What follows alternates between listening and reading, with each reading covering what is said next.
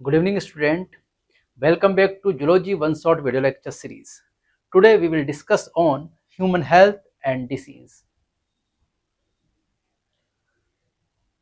Good humor hypothesis.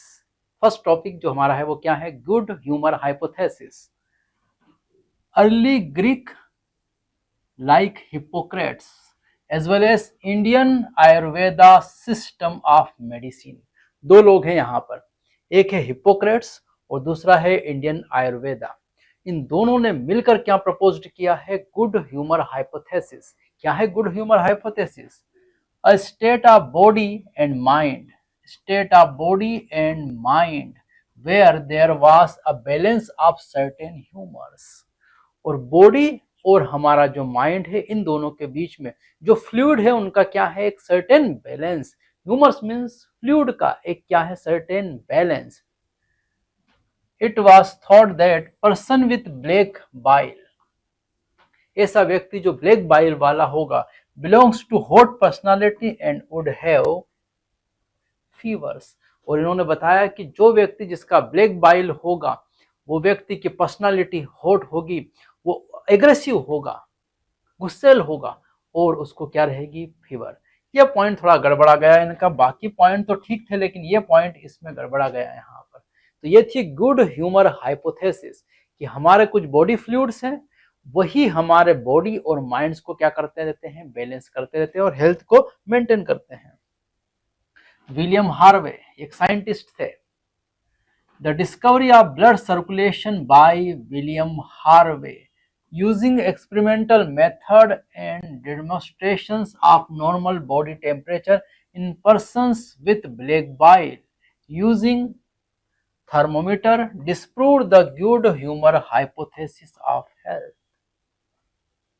William Harvey scientist थे जिन्होंने blood circulation को डिस्कवर किया और इन्होंने बॉडी के अंदर जो ब्लड था, जो फ्लो होता है, उसको मेजर करने के लिए थर्मामीटर बनाया, जिससे आप बॉडी के फ्लूइड्स का टेम्परेचर क्या कर सकते थे? मेजर.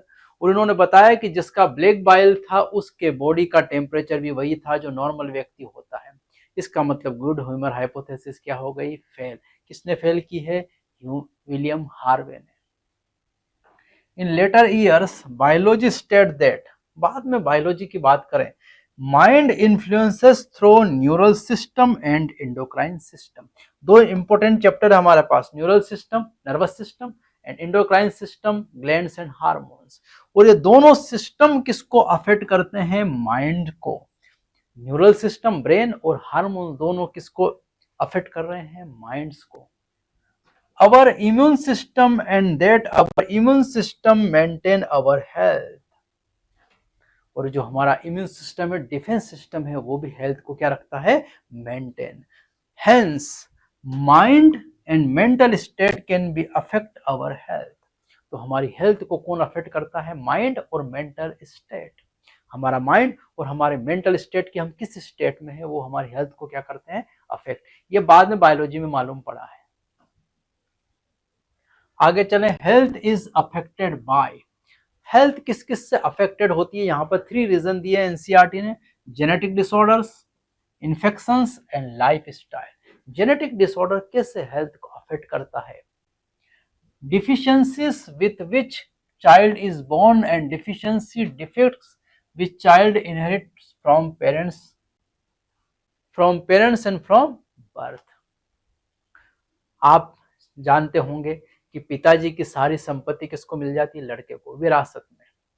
पर ऐसा नहीं है कि संपत्ति मिलती, कभी कभार जेनेटिक डिसऑर्डर्स भी हैं जो फादर से कहाँ ट्रांसफर हो जाते हैं? बच्चे में. और बच्चे को बीमारी भी विरासत में मिल जाती है. और उसी की बात कर रहे हैं, जेनेटिक डिसऑर्डर्स. तो जेनेटिक डिसऑर्डर्स ऐसी डिसीजेस हैं, ऐसी बीमारियां हैं जो पेरेंट्स से कहाँ ट्रांसफर होती है? चाइल्ड में. और हेल्थ डिक्रीज कर देती है. Next one, infections. जैसे कोरोना है, तो अगर किसी को कोरोना और उसके पास में गए तो छीका खांसा कुछ भी हुआ वहां पर, तो उससे इन्फेक्ट हो जाएंगे. इन्फेक्शंस भी हम हेल्थी पर्संस को डिसीज कर सकते हैं. और थर्ड है life style. Include food and water we take, rest and exercise we give to our bodies, habits that we have or lack. कैसा खाना खाते हैं, शुद्ध कि अशुद्ध, कैसा पानी पीते, गंदा पानी कि साफ पानी, एक्सरसाइज कर रहे कि नहीं कर रहे, रेस्ट कर रहे कि 24 घंटे लगे हुए हैं काम काम में। इन सब चीजों को हम किस में इंक्लूड करते हैं, लाइफ स्टाइल। और अगर लाइफ स्टाइल प्रॉपर नहीं है तो भी आपकी हेल्थ डिक्रीज हो जाएगी। लाइफ स्टाइल प्रॉपर है तो हेल्थ आपकी बनी रहेगी। ये 3 मेन इंपॉर्टेंट फैक्टर्स हैं यहाँ पर, genetic disorders, infections and life style, जो आपकी हेल्थ को क्या करते हैं, अफेक्ट। नेक्स्ट चले हेल्थ। तो फिर हेल्थ क्या है? Health does not simply means absence of disease और फिजिकल फिटनेस। आप फिजिकली फिट हो या कोई आप में बीमारी नहीं है इसका मतलब आप हेल्थी हो, ऐसा नहीं है। अब जो डिफाइन किया गया है, it could be defined as state of complete, ये एक स्टेट है, complete physical, mental and social well beings. 3 को इंक्लूड किया गया है, केवल डिसीज के अब्सेंस को नहीं किया गया है। Complete, a state of complete physical, mental and social well beings, कि व्यक्ति को कोई बीमारी ना हो, फिजिकली फिट हो, शरीर स्वस्थ रहे। मेंटल मतलब वो पागल ना हो, और दूसरा सोशल बींग्स मतलब वो समाज में रहता हो, उठता बैठता हो, समाज के नियमों का पालन करता हो, तब जाकर हम उसको क्या बोलते हैं, बायोलॉजी के according healthy. When people are healthy, they are more efficient at work. अगर लोग हेल्थी होंगे तो वो बहुत अच्छे तरीके से क्या कर सकते हैं, काम कर सकते हैं। क्योंकि स्वस्थ होगा व्यक्ति, हेल्थी पर्सन होगा तभी तो वो काम करेगा, बीमार व्यक्ति काम कर नहीं सकता है। This increases productivity and brings economic prosperity, और इससे हमारी प्रोडक्टिविटी बढ़ेगी, ज्यादा काम करेंगे, ज्यादा पैसा आएगा, प्रॉस्पेरिटी बढ़ेगी, इकोनॉमी बढ़ेगी। Health also increase longevity of people and reduces infant and maternal mortality. तो longevity हमारा जीवन काल भी बढ़ेगा। बीमार व्यक्ति जल्दी मर जाए 40, 50, 60 साल में, और स्वस्थ व्यक्ति हो सकता है सेंचुरी पार कर दे, डिपेंड करेगा ये। तो हेल्थ longevity को भी इंक्रीज करता है। नेक्स्ट देखें, गुड हेल्थ। अगर गुड हेल्थ मेंटेन करने हैं तो कौन कौन से फैक्टर्स यहाँ पर इंपॉर्टेंट है, कैसे हेल्थ को मेंटेन करना है? बैलेंस्ड डाइट, उस फूड जो हम लेते हैं उसमें कार्बोहाइड्रेट, प्रोटीन, विटामिन सारे चीज होना चाहिए प्रॉपर, उसे बैलेंस डाइट का। पर्सनल हाइजीन्स, स्वयं का पर्सनल हाइजीन, स्वयं का स्वास्थ्य देखना है, स्वयं की स्वच्छता देखना है कि रोज नहा रहे कि नहीं, कपड़े साफ सुथरे पहने कि नहीं। रेगुलर एक्सरसाइज, रोजाना एक्सरसाइज करना है, important in maintaining good health, और यही गुड हेल्थ को मेंटेन करते हैं। Yoga has been practiced since time immemorial to achieve physical and mental health. शरीर की और मन की दोनों की शांति के लिए योगा, मेडिटेशन बहुत इंपॉर्टेंट है। Awareness about disease and their effects on different bodily functions, vaccinations, immunization against infectious disease, proper disposal of waste, control of vectors, and maintain hygiene in food and water resources are necessary for achieving good health. क्या क्या है? और awareness about the diseases, किससे बीमारी होती है उसकी जानकारी होना आपको। वैक्सीनेशन होना, कुछ बीमारियां ऐसी है जिसका वैक्सीनेशन कर दो पहले से तो बीमारी नहीं होती है, जैसे पोलियो हुआ, स्मॉल पॉक्स हुआ। प्रॉपर डिस्पोजल ऑफ वेस्ट, जो भी कूड़ा कचरा है उसको प्रॉपर डिस्पोज करें, कचरा गाड़ी में फेंके, डस्टबिन में डालें। कंट्रोल ऑफ वेक्टर्स, हम जानते हैं हमारे पास कुछ ऐसे वेक्टर्स हैं जो इस डिसीजेस की स्प्रेडिंग करते हैं, और खासकर मक्खी और मच्छर हमारे लिए हैं। मेंटेनेंस ऑफ हाइजीन्स, और हाइजीन्स हमको फूड और वाटर दोनों में मेंटेन करना है। स्वस्थ खाना खाना है, साफ सुथरा खाना खाना है, और गंदा पानी नहीं पीना है। आगे चले, डिसीज क्या है? When the functioning of one or more organs or system of the body is adversely affected, अगर हमारे बॉडी के फंक्शन या ऑर्गन सिस्टम की फंक्शनिंग क्या हुई है, अफेक्टेड, गड़बड़ हुई है उनकी functioning, and characterized by appearance of various signs and symptoms, और इनकी गड़बड़ी के कारण हमारी बॉडी पर साइंस और सिम्टम आना शुरू हुआ। जैसे हमारी बॉडी का टेम्परेचर बढ़ गया, फीवर आ गया जिसको हम बोलते हैं, टेम्परेचर बढ़ गया, और इसी को हम क्या कहते हैं? We say that we are not healthy, that is we have a disease, और हम इसको बोल सकते हैं कि व्यक्ति क्या हो गया है, बीमार। And disease can be broadly grouped into infectious and non infectious, दो में इनको डिस्क्राइब क्लासिफाइड किया है, इन्फेक्शियस एंड नॉन इन्फेक्शियस। पहले हम देख रहे हैं infectious. Diseases which are easily transmitted from one person to another are called infectious disease. बीमार से स्वस्थ व्यक्ति में जाए वो infectious disease, and infectious disease very common and everyone us suffer from this at sometimes or other, और ये बहुत कॉमन है। कोरोना हुआ, सर्दी खांसी, कॉमन कोल्ड, ये सब जो हैं ये सब infectious disease है। यहाँ पर some of the infection disease like AIDS are fatal, और एड्स में लोगों की मृत्यु तक हो सकती है और खतरनाक डिसीज है, डेंजरस डिसीज है AIDS. Non infectious disease, disease which are not transmitted from one person to another are called non infectious disease. एक व्यक्ति, बीमार व्यक्ति से स्वस्थ व्यक्ति में जो ट्रांसफर नहीं होती वो नॉन इन्फेक्शियस है। Among non infectious disease cancer is the major cause of death. हम देखें यहाँ पर नॉन इन्फेक्शियस में कैंसर खतरनाक है और इन्फेक्शियस में एड्स, दोनों में डेथ हो रही है। यहाँ पर drugs and alcohol abuse also affect our health adversely, और ड्रग्स लेते हैं या हम एल्कोहल ड्रिंक करते हैं तो भी हमारी हेल्थ जो है वो अफेक्टेड होती है। Common disease in humans, human में कॉमन डिसीजेस कौन सी है, हमारे अंदर कौन कौन सी कॉमन डिसीजेस है। A wide range of organisms belonging to the bacteria, virus, fungi, protozoans, helminth, etc. could cause diseases in man. Wide range of organism कौन कौन से, बैक्टीरिया, वायरस, फंजाई, प्रोटोजोन्स और helminths etc. could cause diseases in man. ये सारे micro organism हमको disease cause करते हैं। Such diseases causing organism are called pathogens, और इन्हीं सारे को हमने एक नाम दे दिया है पैथोजेंस। किस किस को पैथोजन कहा है, वायरस, फंजाई, प्रोटोजोन, हेलमिंथ, और यही हमारी बॉडी में डिसीज कॉज करते हैं। Most parasites are therefore pathogens as they cause harm to the host by living in or them.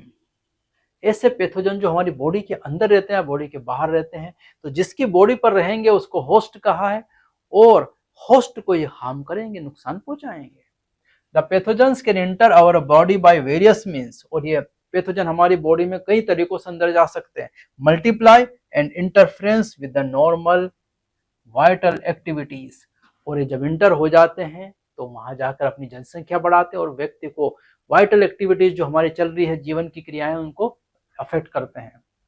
Result in morphological and functioning damage, और इससे हमारी मॉर्फोलॉजी मतलब हमारी बॉडी का स्ट्रक्चर डैमेज होगा और साथ साथ फंक्शनिंग भी डैमेज होगी। Pathogens have to adopt to life within the environment of the host. अगर पैथोजन हमारे बॉडी के अंदर एंटर हुआ है तो वहां उसको जिंदा रहना पड़ेगा, क्योंकि अगर वहां एडाप्टेशन नहीं आया तो वो मारा जाएगा। जैसे हमने एग्जांपल लिया है, यहाँ पर एक एग्जांपल दिया हमारा, for example pathogen that enter the gut must have to way of surviving in the stomach at low pH and resisting various digestive enzyme। अगर कोई पैथोजन हमारी बॉडी में गट में गया है, हमारी एलिमेंट्री कैनाल में गया है, तो हम जानते हैं स्टमक तो HCl का सिक्रीशन करता है जिसका pH बहुत कम है, 3-4 pH है, और एसिड में माइक्रो ऑर्गेनिज्म डिस्ट्रॉय हो जाएंगे। तो बचने के लिए, एंजाइम से बचने के लिए उसके पास क्या होना चाहिए, adaptation. A few representative members from different groups of pathogen organisms are discussed here along with the disease caused by them। और बहुत सारे मेंबर यहाँ दिए गए हैं जिसको हम आगे अब 1 बाय 1 करके डिसीज को डिस्कस करने वाले हैं। बैक्टीरियल, वायरल, और फिर वहाँ हेलमिंथिस वाली प्रोटोजोन्स डिसीज और फंगल डिसीजेस को अब हम डिस्कस करेंगे। तो अब हम अगला जो टॉपिक देखेंगे वो वेरियस डिसीजेस को अब हम डिस्कस करने वाले हैं। चलो, सबसे पहली जो डिसीज हम डिस्कस करने वाले हैं वो bacterial disease, typhoid. Typhoid, salmonella typhi, इसका कॉजेटिव पैथोजन जो बैक्टीरिया है वो कौन सा है, साल्मोनेला टाइफी। तो टाइफाइड का सबसे फेमस क्वेश्चन जो है salmonella typhi. Pathogen bacteria which causes typhoid fever in human beings. हमारे अंदर होने वाली ये डिसीज है ह्यूमन बींग्स की, टाइफॉइड, जिसका कॉजेटिव बैक्टीरिया है salmonella typhi. These pathogens generally enters the small intestine. ये जो पैथोजेंस बैक्टीरिया है ये स्मॉल इंटेस्टाइन में इंटर होता है through food and water contaminated with them and migrate to other organs through blood. तो ये फूड और वाटर को ये कंटामिनेट करते हैं, बैक्टीरिया उसमें एंटर होता है साल्मोनेला टाइफी, और जैसे ही हम फूड ईट करते हैं या वाटर ड्रिंक करते हैं उसके साथ ये साल्मोनेला टाइफी कहाँ चला जाता है, स्मॉल इंटेस्टाइन, और वहीं से ये ब्लड के थ्रू कहाँ फैल जाएगा, स्प्रेड हो जाएगा होल बॉडी में।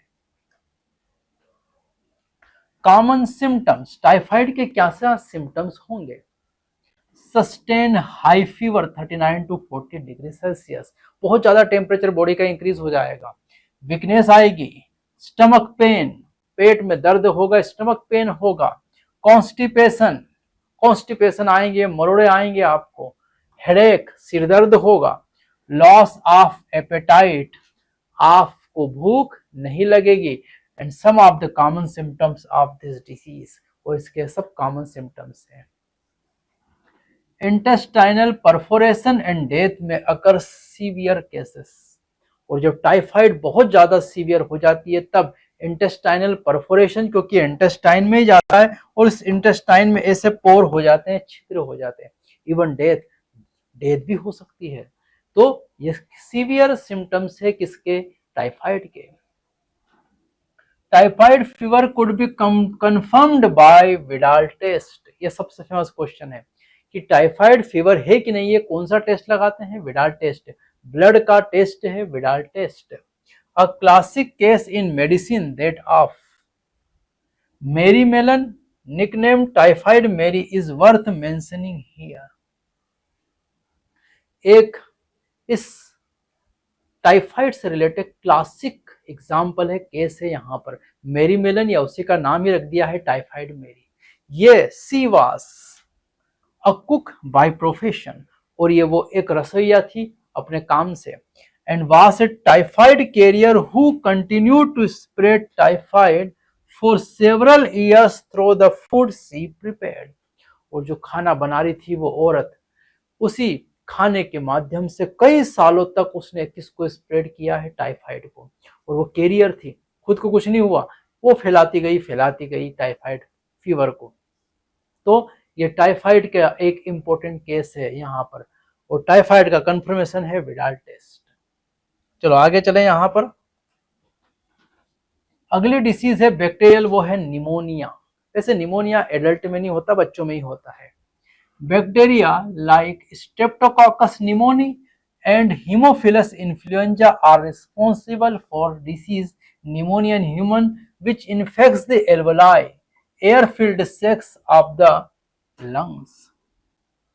Two important bacteria which causes pneumonia are Streptococcus pneumoniae और Haemophilus influenza, और ये दोनों ही बैक्टीरिया क्या कॉज करते हैं, निमोनिया। ये जो निमोनिया है इस डिसीज में क्या होता है, तो लंग्स के अंदर हम पढ़ चुके हैं, ये है एल्वेलाई, और इस एल्वेलाई के अंदर क्या फील्ड हो रहा है, फ्लूइड फील्ड हो जाता है, air filled sacs of alveoli of lungs, और लंग्स की ये एल्वेलाई जो है ये अफेक्टेड होती है, and as a result of this infection the alveoli get filled with fluid leading to severe problems in respiration। और ये जो फ्लूइड यहाँ पर फिल्ड हुआ है, जबकि यहाँ फील्ड होना चाहिए थी O2 and CO2, gases field होना चाहिए थी, उसकी जगह यहाँ पर फ्लूइड फील्ड हो गया है, जिससे O2 CO2 का एक्सचेंज जो डिस्टर्ब हो जाता है, डिक्रीज हो जाता है, और रेस्पिरेटरी प्रॉब्लम शुरू हो जाती है, किसमें, निमोनिया में। Common symptoms of pneumonia includes fever, इसमें भी फीवर आएगी, हाई ग्रेड फीवर नहीं, फीवर, कफ एंड हेडेक, खांसी चलेगी और सिर दर्द होगा।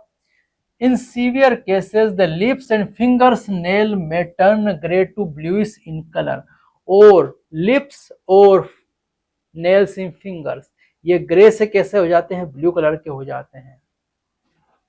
A healthy person acquires the infection by inhaling the droplet aerosols released by an infected person or even by sharing glass and utensil with an infected person. कोई छींक रहा है, खांस रहा है, उसी से निकलने वाले को कहते हैं ड्रॉपलेट्स या एरोसोल इन्फेक्शंस। जो छींकने खांसने से जो फैलता है वो है यहाँ पर ड्रॉपलेट इन्फेक्शंस। और ये ड्रॉपलेट इन्फेक्शंस है कौन सा? निमोनिया जैसे कोरोना फैला, जैसे कॉमन कोल्ड फैलता है। और इन्फेक्टेड पर्सन के ग्लास को भी शेयर करोगे आप, या फिर उसके इन्फेक्टेड पर्सन के यूटेंसियल बर्तन भी यूज करोगे तो भी स्प्रेडिंग हो जाएगी निमोनिया की, कोरोना की और कॉमन कोल्ड की। तो ये हमारे कॉमन सिम्टम्स थे किसके? निमोनिया के। पर मैंने फिर बताया pneumonia mainly occurs in child, बच्चों होता है, बड़ों में नहीं होता है। अदर बैक्टीरियल डिसीज में डिसेंट्री, प्लेग और diphtheria are some of the other bacterial disease in man. तो हमारे अंदर और बैक्टीरियल डिसीज हो सकती है, कौन कौन सी? यहाँ पर डिसेंट्री, प्लेग एंड डिप्थेरिया। इनके कॉमन आपको याद रखना कौन कौन सी। Which of the following diseases are bacterial? तो बताना है आपको टाइफाइड, निमोनिया, उसके अलावा 3 है हमारे पास dysentery, plague and diphtheria. Common cold, चलो वायरस की शुरुआत कर देते हैं। अब वायरल डिसीज पे आए हैं। कॉमन कोल्ड जो है उसका वायरस है rhino virus, represent one such group of viruses which cause one of the most infectious human alignments, the common cold. और सर्दी में होने वाला सबसे कॉमन है यही कॉमन कोल्ड डिसीज, और इसका वायरस है राइनो वायरस। तो वायरल डिसीज है कॉमन कोल्ड, और इसके सिम्टम वैसे ही आते हैं जैसे कोरोना के आते हैं। They infect the nose and respiratory passage but not the lungs. Lungs को इन्फेक्ट नहीं करता, निमोनिया लंग्स को करता है, कॉमन कोल्ड लंग्स को इन्फेक्ट नहीं करता। किस किस को करेगा? Nose and respiratory passage. Nose और रेस्पिरेटरी पैसेज बस यहाँ गले तक जाएगा, इससे अंदर नहीं उतरेगा, लंग्स तक नहीं पहुंचेगा। Common symptoms. Common cold is characterised by nasal congestion, नाक में कॉन्जेशन होने लगेगा, एंड डिस्चार्ज, और नाक बहना शुरू हो जाएगा। सोर थ्रोट, गला भारी भारी हो जाएगा। हॉर्सनेस, खराश होगी गलाटे में, खराटे होंगे। कफ, गला जो है कफ आएगा उसमें। हेडेक, सिर दर्द होगा। टायर्डनेस, थकावट सी होने लग जाएगी। ये सब usually last for 3 to 7 days. और ये जो कॉमन कोल्ड है ये 3 to 7 डेज काम करेगा, फिर अपना आप ठीक हो जाएगा। दवाई लोगे जल्दी हो जाएगा, दवाई ना लोगे फिर भी 3 to 7 डेज में कंप्लीट हो जाएगा। Droplet results from cough sneeze of an infected persons are either inhaled directly or transmitted through contaminated objects. ये भी ड्रॉपलेट इन्फेक्शन है, कॉमन कोल्ड जैसा निमोनिया था, वही कफ या स्नीज से स्प्रेड्स होता है। कौन कौन से यूटेंसियल है जिससे ये स्प्रेड होता है? Pen, books, cups, door knobs, computer keyboards, mouse etcetera cause infection in healthy person. तो इनको अगर आपने छुआ 24 घंटे के अंदर तो ये वायरस आपके अंदर भी इंटर हो सकता है। कौन सा? कॉमन कोल्ड का राइनो वायरस। तो ये भी एक ड्रॉपलेट इन्फेक्शन है, जैसा कोरोना था वैसा ही कौन है? Common cold. मलेरिया, अगली हमारी डिसीज है मलेरिया। अब यह डिसीज चालू हुई है बैक्टीरियल, सॉरी, ये जो डिसीजेस चालू हुई है ये है प्रोटोजोन।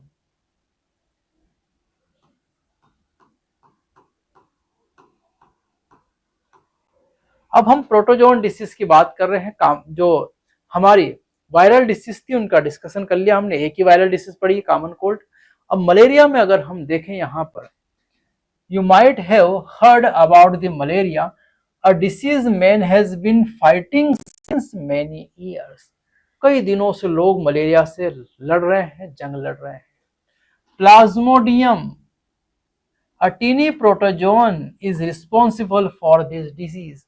तो मलेरिया कॉज करने वाला कॉजेटिव प्रोटोजोआ है प्लाज्मोडियम। टीनी है, साइज स्मॉल है, नेकेड आइज से दिखने वाला नहीं है। डिफरेंट स्पीसीज ऑफ प्लाज्मोडियम की और है, plasmodium vivax, plasmodium malariae, plasmodium falciparum. ये 3 इंपॉर्टेंट स्पीसीज है प्लाज्मोडियम की, are responsible for different types of malaria, और अलग अलग टाइप के मलेरिया के लिए रिस्पॉन्सिबल है ये different types of species. Of these, malignant malaria caused by Plasmodium falciparum is the most serious one and can even be fatal. Malignant, यहां पर ध्यान रखना, malignant malaria caused by Plasmodium falciparum, ये वाली Plasmodium falciparum की species जो वाली जो है ये malignant malaria cause करता है, और ये जो मलेरिया है इसमें व्यक्ति की डेथ भी हो सकती है। वैसे मलेरिया में कोई मरता नहीं सामान्यतः जनरली, लेकिन प्लाज्मोडियम फाल्सीपेरम से होने वाला मलेरिया जो होगा मैलिग्नेंट मलेरिया, इसमें व्यक्ति की डेथ हो सकती है। लाइफ साइकिल ऑफ प्लाज्मोडियम, तो अब हम देख रहे हैं प्लाज्मोडियम की लाइफ साइकिल, क्या कैसे काम करता है प्लाज्मोडियम, मलेरिया कैसे कॉज करता है। तो यहां पर मॉस्किटो होस्ट और इधर है मैन ह्यूमन, दो लोगों में ये अपनी साइकिल, डाइजेनेटिक होस्ट है प्लाज्मोडियम के, एक है मॉस्किटो और दूसरा है मैन, और मैन में इसका चलता है एसेक्सुअल रिप्रोडक्शन और इधर चलता है sexual.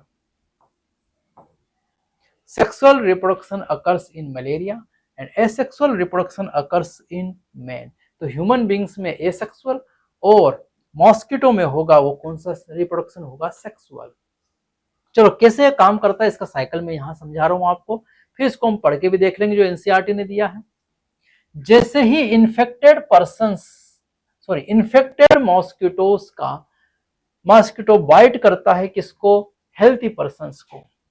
When a mosquito bites another human, sporozoites are injected with bite. तो इस मॉस्किटो की सलाइवरी ग्लैंड में जहां पर जो स्पोरोजॉइट्स है वो मॉस्किटो के थ्रू जैसे ही बाइट करता है वो चले जाते हैं इन्फेक्ट, मतलब जिस हेल्थी पर्सन को मेन को इसने बाइट किया उसके अंदर। फिर वो ब्लड से parasite sporozoites reaches the liver through blood, और ब्लड से वो पहले कहां पहुंचेंगे, लिवर में जाएंगे, लिवर में चले गए ऑर्गन में। देन यहां समझो the parasite reproduces asexually, asexual reproduction हो रहा मेन में in liver cells and bursting the cells and release into the blood. देखो यहाँ आए, ये लिवर सेल्स के अंदर गए, अपनी जनसंख्या बढ़ी है बहुत सारी, फिर लिवर सेल्स को ब्रेक किया और ये कई सारे फिर से स्प्रेड हो गए। अब ये जो हैं अब जाएंगे कहां पर, लिवर से कहां जाएंगे, ब्लड में। Parasite reproduce asexually in the red blood cells. देखो आरबीसी को संभाल लिया आपने, आरबीसी के अंदर इंटर हुए, आरबीसी है, busting the red blood cells and causing cycles of fever and other symptoms. Released parasite infect new red blood cells. और ये देखो यहाँ आरबीसी में गए, आरबीसी में जनसंख्या बढ़े, आरबीसी को बस्ट करके कहाँ आ गए, फिर बाहर। और जैसे ये बाहर आते हैं एक सब्सटेंस, हीमोजोइन सब्सटेंस रिलीज होता है जिसके कारण कपकपी आती है, हाई फीवर हो जाती है, ये सारे सिम्टम्स आएंगे। फिर ये जो इन्फेक्टेड है ये फिर से दूसरी आरबीसी को इन्फेक्ट करेंगे, इस तरह से साइकिल चलेगा। यहां पर देखो sexual stages gametocytes developed in red blood cells, और गेमेटोसाइट रेड ब्लड सेल्स के अंदर डेवलप्ड हो जाएंगे फीमेल और मेल, जो कि आगे जाकर सेक्सुअल रिप्रोडक्शन करेंगे, उनकी तैयारी यहां हो गई। यहां सेक्सुअल रिप्रोडक्शन नहीं हुआ है ब्लड में। अब जिसमें मेल और फीमेल गेमेटोसाइट्स है ब्लड में, ऐसे व्यक्ति को इन्फेक्टेड पर्सन को फिर नए मादा फीमेल एनाफिलीज मॉस्किटो ने बाइट किया, उसके अंदर फिर चले गए। ये female mosquito takes up gametocytes with blood meals, blood के साथ इसने गेमेटोसाइट्स लिए इनको, फिर ये इन्फेक्टेड पर्सन को बाइट किया। तो then fertilization and development takes place in the mosquito's gut, और मॉस्किटो की गट में जाएंगे, खाना खाएंगे तो गट में ही जाएगा, और मॉस्किटो की गट में क्या होगा, यहाँ पर फर्टिलाइजेशन, सेक्सुअल की एसेक्सुअल दोनों गेमेट्स का हुआ है इसलिए सेक्सुअल रिप्रोडक्शन होगा यहाँ पर।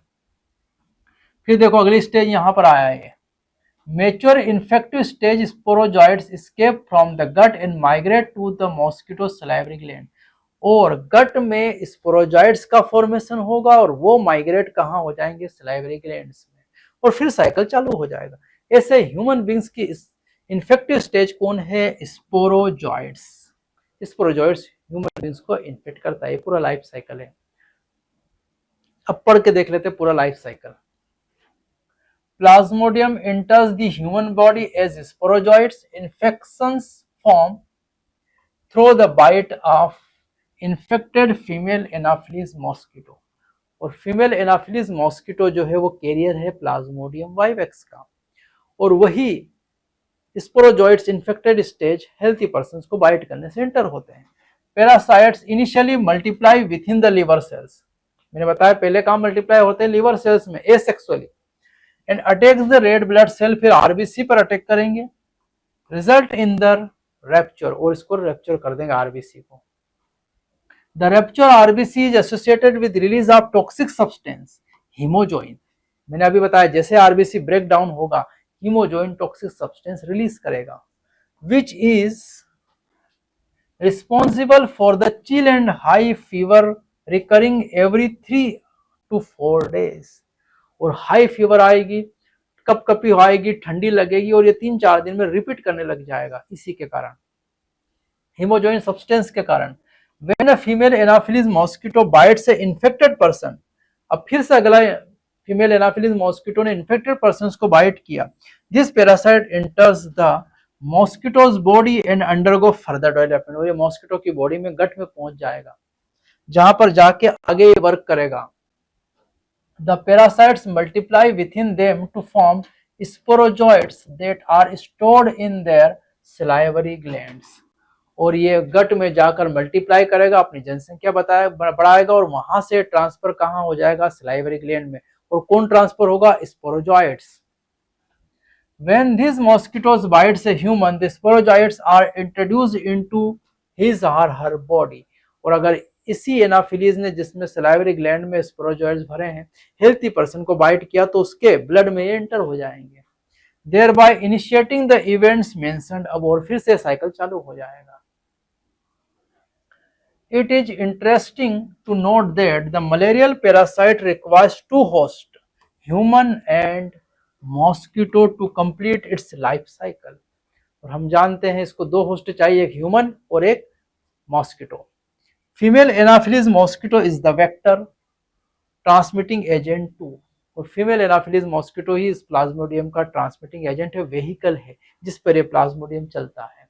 तो ये हमारा मलेरिया कंप्लीट हुआ है। अगली हमारी जो डिसीज है वो कौन सी है, अमीबियासिस, अमीबिक डिसेंट्री, ये भी प्रोटोजोन डिसीज है। कैसी डिसीज है, protozoan disease. Ant amoeba histolytica protozoa parasite in the large intestine, ये कहाँ का पैरासाइट है, लार्ज इंटेस्टाइन हमारी बॉडी में, in human of which causes amoebiasis, amoebic dysentery cause करता है। कौन करता है, एंट अमीबा हिस्टोलाइटिका। कहाँ का पैरासाइट है, लार्ज इंटेस्टाइन का। Common symptoms, symptom of this include constipation, पेट में गड़बड़ शुरू होगी, एब्डोमिनल पेन, पेट में दर्द होगा, मरोड़े आएंगे, क्रैम्प्स होंगे, मरोड़े आएंगे पेट में, stools with excess of mucus and blood clots, ये लार्ज इंटेस्टाइन के अंदर म्यूकस को ब्रेक करेगा, वाल के म्यूकस को हटाएगा, तोड़ेगा, ब्लड वेसल्स को भी ब्रेक करेगा, जिससे ब्लड क्लॉट्स और म्यूकस जो है वो स्टूल के साथ आने लगेगा, फीकल मटेरियल के साथ आने लगेगा। यही सिम्टम्स है अमीबियासिस के। House flies act as a mechanical carrier, और यहाँ की जो घरेलू मक्खियां है वही कैरियर है इसका। Serve to transmit the parasite from faeces of infected person to food and food products, thereby contaminating them. और ये इन्फेक्टेड पर्सन से हेल्थी पर्सन में फूड से के थ्रू ये फैलेगा, और ये हाउस पाइप मक्खियां वहां आकर बैठेगी, उस फूड को गंदा करेगी, और वही खाना हम खाएंगे, हमारी वही कहाँ जाएगा, स्टमक, स्मॉल इंटेस्टाइन और लार्ज इंटेस्टाइन में पहुंच जाएगा जहां इसको पहुंचना है। Drinking water and food contaminate by the faecal matter are the main source of infection, और जो पानी हम पीते हैं और जो खाना हम खाते हैं वही इन्फेक्शन का मेन सोर्स है, किसका, अमीबियासिस का। अगली डिसीज है हमारी एस्केरियासिस, ये जो है ये हेलमिंथिस वाली डिसीज है। Ascariasis caused by Ascaris the common roundworm, Wuchereria. Wuchereria or the filarial worm are some of the helminthes which are known to be pathogens to man. दो है हमारे पास, राउंड वार्म और वुचेरिया। ये दोनों क्या कोस करते हैं, कॉमन डिसीजेस कोस करते हैं, हेलमिंथिस डिसीजेस, जिसमें ascariasis, Ascaris and intestinal parasite causes ascariasis. और एस्केरिस जो है ये इंटेस्टाइन का पैरासाइट है जो क्या कोस करता है, एस्केरियासिस।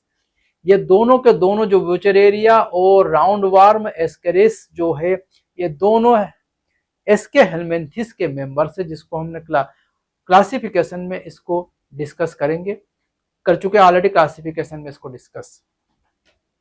कॉमन सिम्टम्स इस डिसीज के, एस्केरियासिस के क्या क्या सिम्टम्स है।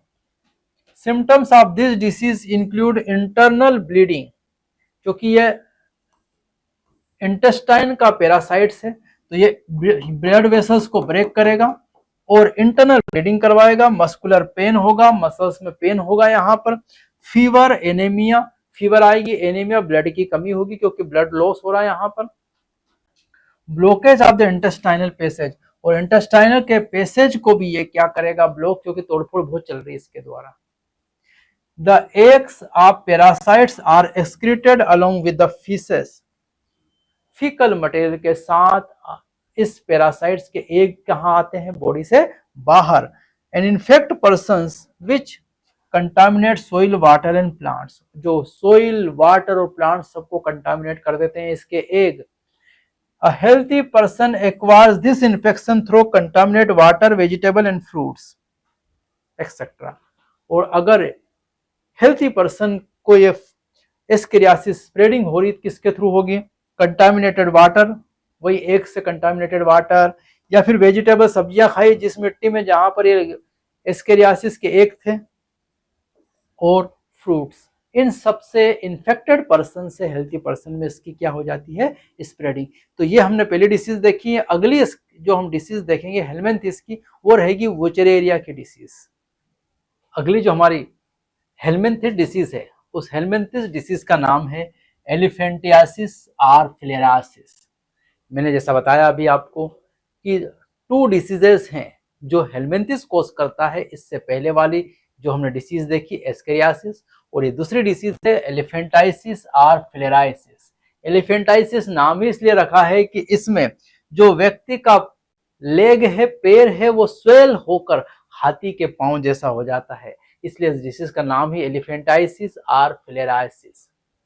कॉज करने वाला कॉजेटिव है वुचेरेरिया, वुचेरेरिया ब्रेनक्राफ्टी एंड वुचेरेरिया मेलाई, ये 2 इंपॉर्टेंट स्पीसीज है इस वुचेरेरिया की।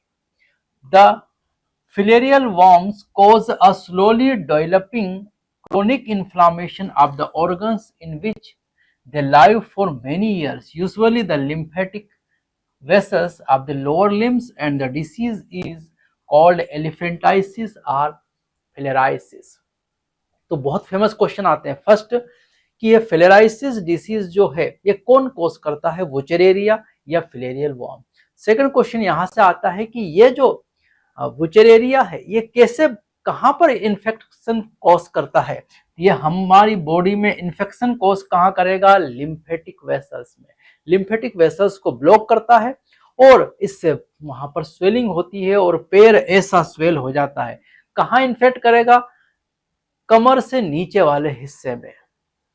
कितने दिन रह सकता है ये, लाइव फॉर मेनी ईयर्स, कई सालों तक ऐसे ही इनएक्टिव फॉर्म में पड़ा रहेगा और अचानक एक्टिव हो जाएगा। इसलिए इसका पता लगाना संभव नहीं है कि ये हमारे अंदर है या नहीं है, ये एक्टिव कई सालों बाद होगा। आगे बात करें इसमें, the genital organs are also often affected resulting in gross deformities. और लोअर रिस्ट के नीचे, कमर के नीचे ही अगर हम देखें यहाँ पर, तो उसके नीचे हमारे जेनेटल ऑर्गन्स और वो भी अफेक्टेड होंगे। Pathogens are transmitted to healthy person through the bite of female culex की जगह मॉस्किटो, फीमेल क्यूलेक्स आना चाहिए यहाँ पर। यहाँ भी डेंजर कौन है, फीमेल क्यूलेक्स मॉस्किटो। इससे पहले जो मलेरिया देखा था हमने, मलेरिया का जो पैथोजन, जो वेक्टर है वो था फीमेल एनाफिलीज मॉस्किटो और यहाँ है फीमेल क्यूलेक्स मॉस्किटो, इसको कैरी करके ले जाता है और इसमें लोअर लिम्ब स्वेल्स होते हैं, लिम्फेटिक वेसल्स का ब्लॉकेज होता है और इस डिसीज का नाम एलिफेंटाइसिस है।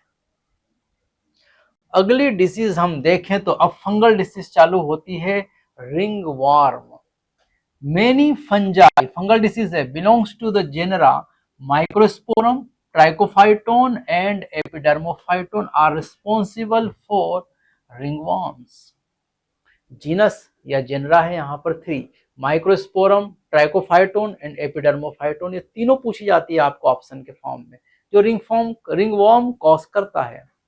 Which is one of the most common infectious disease in men, most common infectious disease in main, जैसे कॉमन कोल्ड मोस्ट कॉमन है और दूसरा रिंग वॉर्म में भी मोस्ट कॉमन और इन्फेक्शियस है, स्प्रेडिंग होती है, फैलती है। ये देखो यहाँ पर ये दाढ़ी पे दिख रहा है, यहाँ पर सफेद सफेद जो होता है, यहाँ पर ड्राई स्किन और सफेद हो जाती है, white skin.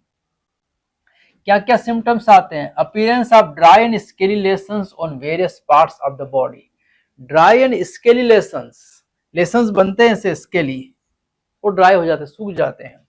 Such as skin, nails and scalp are the main symptom of the disease. कहाँ कहाँ होंगे ये? नेल्स पर, स्किन पर कहीं हो जाएंगे, स्कल्प पर होंगे, कहीं भी हो सकते हैं ये। These lessons are accompanied by intense itching, और मीठी मीठी खुजली चलेगी, इंटेंस इचिंग होगी यहाँ पर।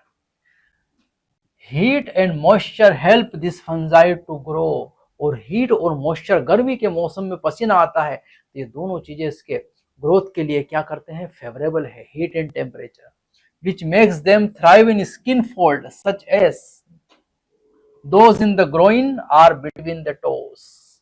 हाथ के बीच में, दोनों पैरों के बीच में या हाथ के यहाँ वाले हिस्से में जहां पर पसीना ज्यादा आता है, उन ग्रोइन रीजन्स पर ये फोल्ड जो होते हैं स्किन के, वहां पसीना ज्यादा आता है और वहीं पर ज्यादा फेवर करता है ये। Ringworms are generally acquired from soil or by using towel, clothes and even the comb of infected individuals। तो ये जो रिंगवर्म है ये किससे होता है? तो इसका कॉजिंग है सॉइल से स्प्रेड होगा। यूजिंग टॉवेल्स, टॉवेल यूज करेंगे इन्फेक्टेड पर्सन का, कपड़े यूज करेंगे, और कंघी से भी ये हो सकता है, स्प्रेडिंग बहुत तेजी से होगी। इसलिए एक फैमिली में अगर किसी एक पर्सन को रिंगवर्म हुआ तो बहुत तेजी से पूरी फैमिली में स्प्रेड हो जाएगा। मोस्ट कॉमन इन्फेक्शियस डिसीज है। Prevention and control.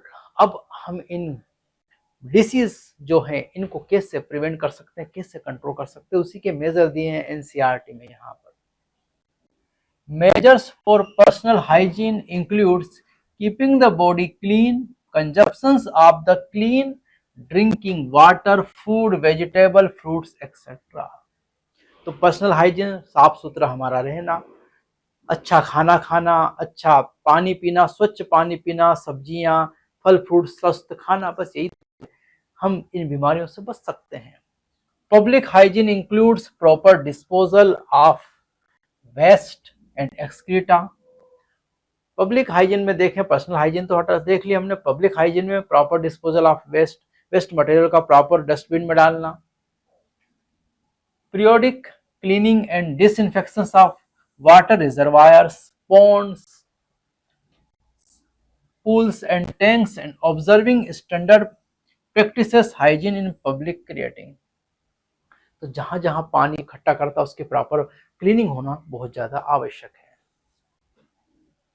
These measures are particularly essential where the infectious agents are transmitted through food, water such as typhoid, amoebiasis and escheriasis। ये 3 डिसीजेस हैं जो फूड और water के through ये spread होती है। कौन कौन सी? टाइफाइड, अमीबियासिस और एस्केरियासिस। तो हमको खाने और पानी की बहुत ध्यान रखना है इन 3 डिसीजेस में। In case of diseases are airborne diseases such as pneumonia, common cold, airborne है क्योंकि ड्रॉपलेट इन्फेक्शन से इनका, निमोनिया का और कॉमन कोल्ड पढ़ा हमने। और ऐसी डिसीजेस के लिए addition to the above measures, close contact with the infected person or their belongings should be avoided, और इनमें किसी भी छींकने खांसने और जो इनसे ग्रसित व्यक्ति है उसके पास में ज्यादा नजदीक ना जाएं, और जाएं तो फिर मास्क लगाएं, अन्यथा यह आपको भी फैल सकती है। 4 diseases such as malaria and filariasis. देखो ये मलेरिया को कॉज करने वाला भी मॉस्किटो और फिलेराइसिस को कॉज करने वाला भी देखा वो भी mosquito, are transmitted through the insect vectors. Most important measure is to control और eliminate the vectors and their breeding places. तो ऐसे वेक्टर जो इनको लेकर जाता है, जैसे मॉस्किटो, तो मॉस्किटो कहाँ ब्रीड करता है? स्टेगनेंट वाटर, रुके हुए पानी में, तो उसको साफ कर दो, वहां से हटा दो मॉस्किटो को, तो बीमारी होने वाली नहीं है। This can be achieved by avoiding stagnation of water in and around residential area, regular cleaning of the household coolers, use of mosquito nets, introducing fishes like Gambusia in ponds that feeds on mosquito larvae। देखो यहाँ पर क्या हो रहा है, तो आपको जहां जहां पानी इकट्ठा हो सकता है, जहां मॉस्किटो ग्रो कर सकते हैं, तो कूलर के अंदर पानी भरा रहता है, मॉस्किटो नेट उपयोग करो ताकि मच्छर काट ही ना पाए आपको। फिशेस लाइक गेम्बुसाया, गेम्बुसाया मछली उस पानी में छोड़ दो जहां पर मॉस्किटो क्या करते हैं, तेजी से ब्रीडिंग करते हैं और अपनी खेप तैयार करते हैं। गेम्बुसाया मछली उनके लार्वा को चुन चुन कर खा जाती है। Spraying of insecticides in ditches, drainage area and swamps, जहां ड्रेनेज है वहां पर किसका स्प्रे कर दो, इंसेक्टिसाइड्स का, ताकि इंसेक्ट खत्म तो वहां रहने वाले पेस्ट भी क्या हो जाएंगे, खत्म, बीमारियां खेल खत्म। In addition doors and windows should be provided with wire mesh to prevent the entry of mosquitoes. और घर के आगे मच्छर का गेट लगाना है, मच्छर वाली विंडो यूज करना है ताकि मच्छर अंदर घर के अंदर एंटर ना हो सके। Such precautions have become more important, especially in the light of recent widespread insights of the vector-borne Aedes mosquito diseases like dengue and chikungunya in many parts of India। तो एक और है हमारा वेक्टर बोर्न डिसीज करने वाला Aedes mosquito. तो mosquito की 3 variety हो गई, female anopheles malaria, female culex filariasis, और फीमेल एडिस मॉस्किटो कॉज करता है डेंगू, सबसे डेंजर चल रहा है डेंगू, और देन चिकनगुनिया। ये भी है, वो कैसी बोर्न डिसीज है, ये वेक्टर बोर्न डिसीजेस को हम कैसे प्रिवेंट कर सकें। The advancements made in biological science have armed us to effectively deal with the many infectious disease। और कई सारी इन्फेक्शियस डिसीज को हम चेक कर सकते हैं इन सारे मेथोडोलॉजी से।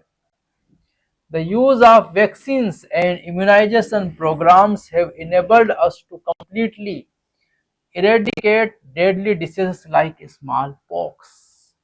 स्मॉलपॉक्स, चिकन पॉक्स, ये जो हैं वायरल डिसीजेस, इनका पूरा कंप्लीटली हमने इनको कंट्रोल में ले लिया है। किससे? वैक्सीनेशन से। 2 बूंद जिंदगी की, पोलियो को खत्म कर दिया हमने। इम्यूनाइजेशन प्रोग्राम से हमने स्मॉल पॉक्स जैसी डिसीजेस को क्या किया है, cure.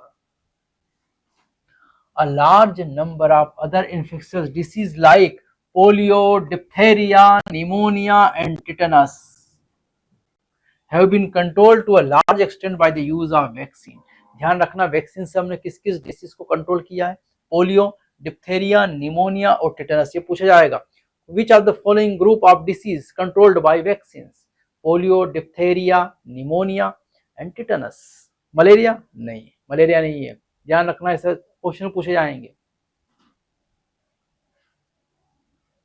Biotechnology it the verge making available newer and safer vaccine.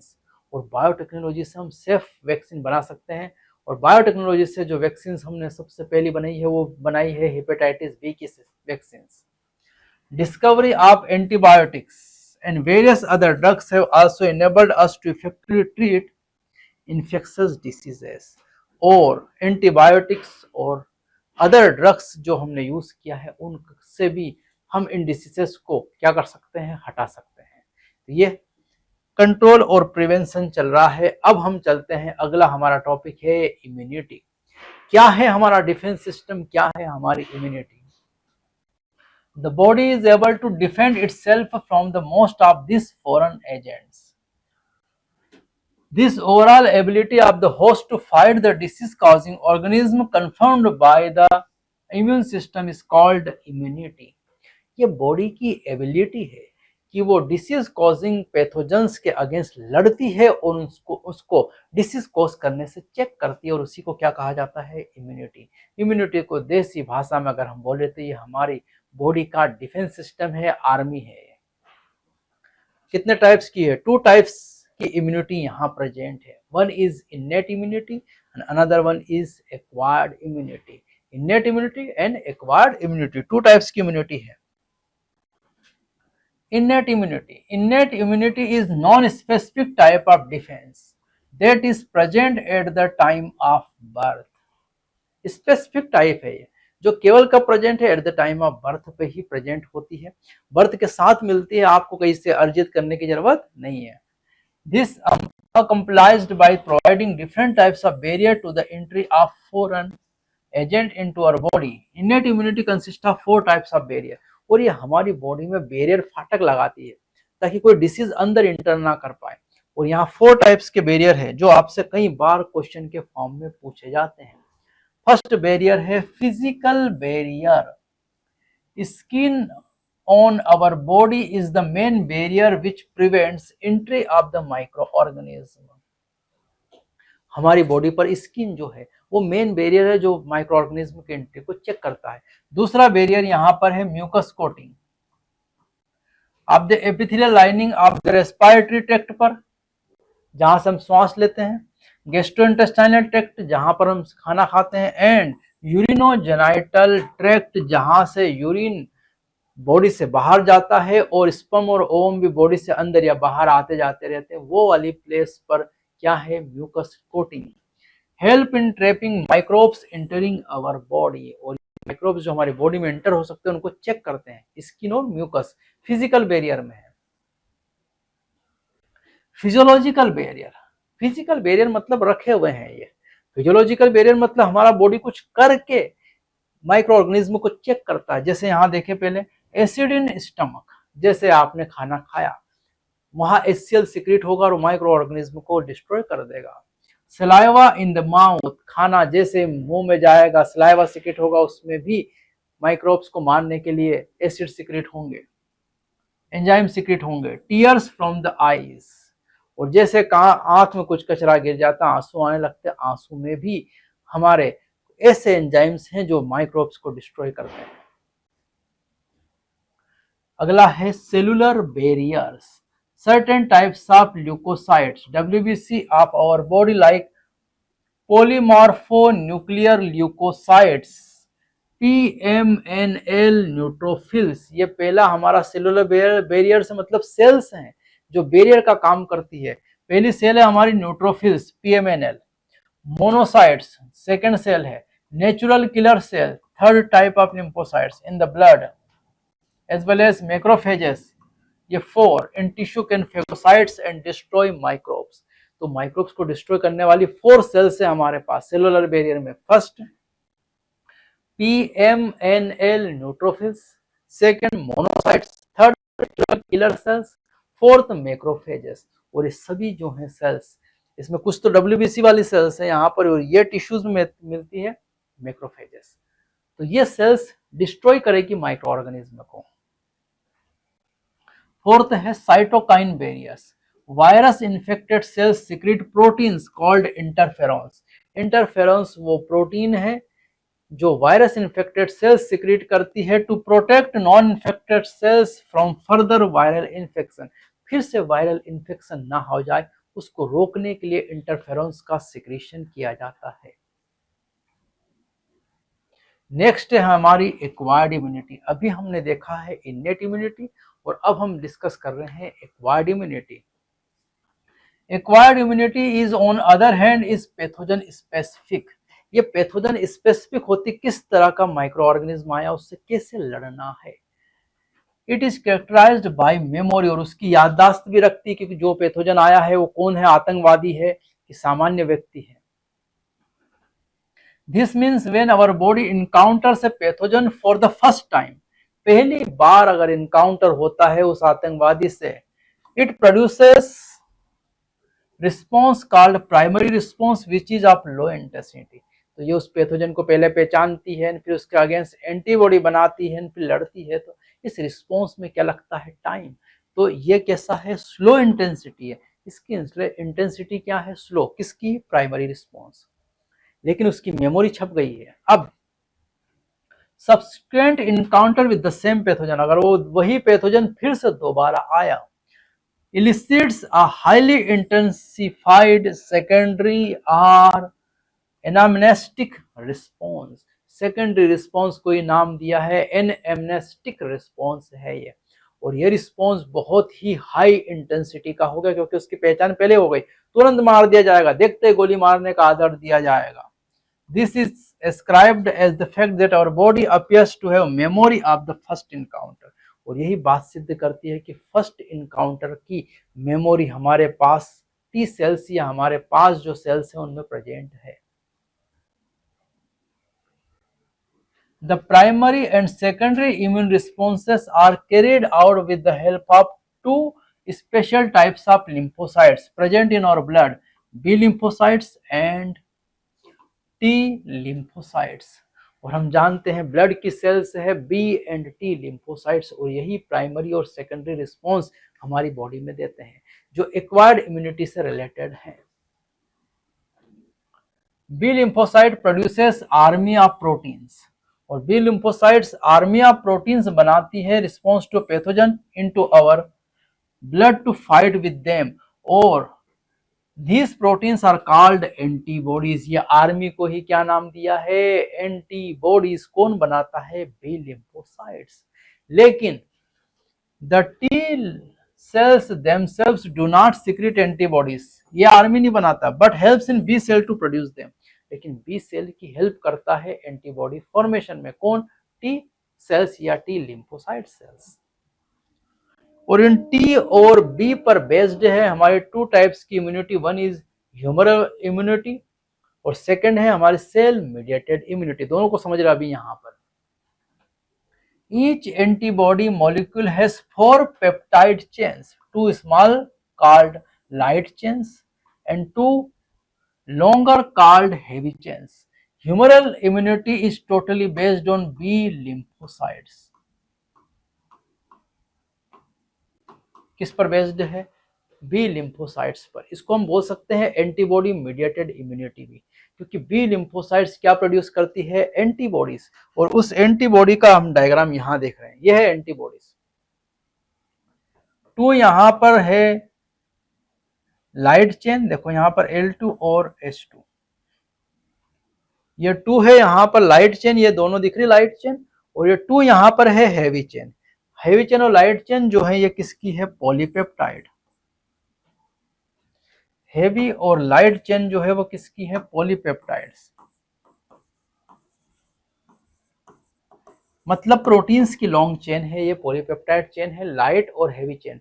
2 chain light है और 2 चेन हेवी है, और दोनों के बीच में ये जो एस एस दिख रहा है ये है डाइसल्फाइड बॉन्ड। इसको हम बोल सकते हैं डाइसल्फाइड बॉन्ड।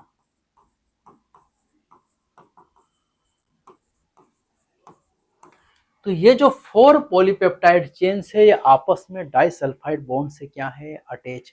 तो ध्यान रखना एंटीबॉडी का फार्मूला जो है वो कार्टून शेप्ड है या वाई शेप्ड है। वाई शेप्ड बोल सकते हैं या कार्टून शेप्ड स्ट्रक्चर है, इसका ध्यान रखना, पहली बात। दूसरी बात, इसमें 2 लाइट चेन है और 2 हेवी चेन है। थर्ड थिंग्स याद रखना, सारी चेन पॉलीपेप्टाइड्स की है। फोर्थ थिंग्स याद रखना है कि ये पॉलीपेप्टाइड चेन आपस में किससे अटैच है? डाइसल्फाइड बॉन्ड से। फिर एक और क्वेश्चन आता है कि इसमें इस तरह का जिगजैग मूवमेंट है, और इस जगह को कहते हैं एंटीजन बाइंडिंग साइट्स। यहीं पर आकर एंटीजन इस तरह से अटैच होता है। देखो ये एंटीजन आया, ये है हमारा एंटीजन, बाहर से आने वाला आतंकवादी, और इसको यहां पर जकड़ लिया जाता ताला चाबी जैसा। तो यह है ताला एंटीबॉडी और यह है चाबी एंटीजन, और दोनों एक दूसरे में अटक जाते हैं। इस तरह से ये एंटीबॉडी एंटीजन को जकड़ लेती है और फिर जाने नहीं देती है। Hence the antibody is represented as H2L2. H2L2 मतलब to heavy chain or to light chain. Different types of antibodies are produced in our body. IgA colostrum, milk, first milk हमारा जो फीमेल का है येलो कलर का, 4-5 दिन जो baby की birth के बाद होता है, कोलेस्ट्रॉम उसमें आईजीए एंटीबॉडीज है। आईजीएम, आईजीई एलर्जी में काम आने वाली है,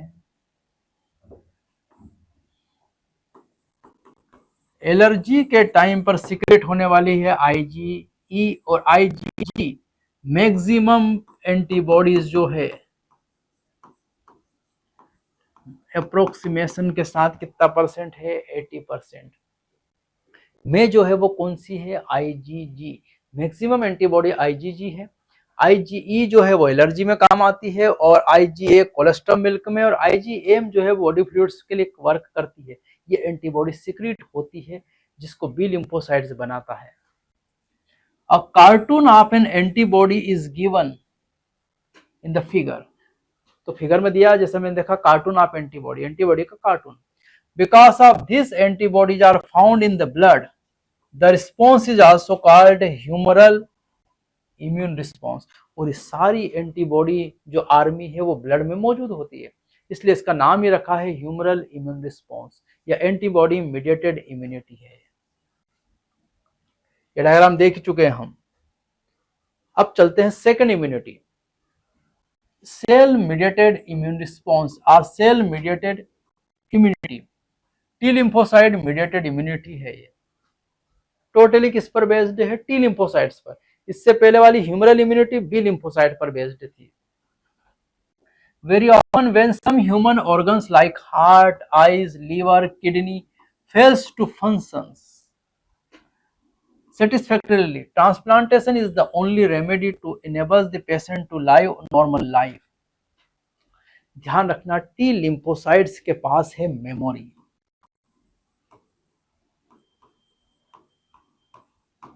टी लिम्फोसाइट्स के पास क्या है, मेमोरी। और उस मेमोरी से ये पैथोजेंस को आइडेंटिफाई करता है या पहचानता है। तो जो किसी व्यक्ति का heart, eyes, liver, kidney fail हो जाए तो उसमें फंक्शन सेटिस्फैक्टरली ट्रांसप्लांटेशन, तो फिर ऐसी सिचुएशन में हम केवल क्या कर सकते हैं, ऑर्गन ट्रांसप्लांटेशन के अलावा और कोई काम नहीं कर सकते हैं। तो grafts from just any source, an animal, another primate, any human beings cannot be made since the graft would be rejected soon or later. लेकिन आप किसी एनिमल का लाकर ऑर्गन लगाओ, किसी ह्यूमन बॉडी का ऑर्गन लगाओ, तो क्या वो ऑर्गन आपकी बॉडी एक्सेप्ट करेगी, नहीं करेगी। क्यों नहीं करेगी, क्योंकि आपके पास टी लिम्फोसाइट्स हैं और उनके पास मेमोरी की अपना वाला नहीं है ये ऑर्गन, इसको रिजेक्ट करो, हटाओ इसको। Tissues matching, blood groups matching are essential before undertaking any graft transplantation. Even after this patient has to make immune suppressants all his her life. और क्या करना पड़ेगा, मैच, उसका ब्लड ग्रुप मैच करना पड़ेगा, टिश्यू मैच करना पड़ेगा। इसके बाद में उसको लगातार कंटिन्यूअस टी लिम्फोसाइट सप्रेसेंट देना पड़ेगा, मतलब टी लिम्फोसाइट सप्रेस रखना पड़ेगा उसका, तभी आप ग्राफ्ट कर सकते हो। लगातार इंजेक्शन देना पड़ेगा, नहीं तो टी लिम्फोसाइट्स एक्टिव हुआ कि वो ऑर्गन रिजेक्ट कर देगा। The body is able to differentiate self and non self. और बॉडी में ये मेमोरी है टी लिम्फोसाइट्स के पास कि कौन अपना है और कौन पराया है। And the cell mediated immune response is responsible for the graft rejection. और ये ग्राफ्ट को रिजेक्ट कर देगा और वो ऑर्गन फेल हो जाएगा। तो आपको लगातार इम्यूनोसप्रेसेंट उस व्यक्ति को देना पड़ेगा। तो ये हमने देखी इम्यूनिटी। चलो अब अगले टॉपिक की तरफ चलें हम। चलो अगला जो हमारा टॉपिक है वो है active and passive immunity. Active immunity, when a host is exposed to an antigen. Host अगर एंटीजन के आगे एक्सपोज्ड कर दिया जाए, एंटीजन उसकी बॉडी में इंटर हो रहे हैं, which may be in the form of living or dead microbes or other proteins, antibodies are produced in the host body. और जब एंटीजेंस बॉडी के अंदर जाएगा तो उसके अगेंस्ट बॉडी में या तो वो लिविंग होगा या डेड माइक्रोब्स होगा या फिर प्रोटीन्स के फॉर्म में होगा। और अगर वो बॉडी के अंदर जाएगा होस्ट की, तो होस्ट की बॉडी क्या प्रोड्यूस करेगी? एंटीबॉडीज, जो कि क्या है? एक आर्मी है, डिफेंस सिस्टम है। This type of immunity is called active immunity, और इसी को क्या नाम दिया है? Active immunity. Active immunity is slow and takes time to give full effective responses.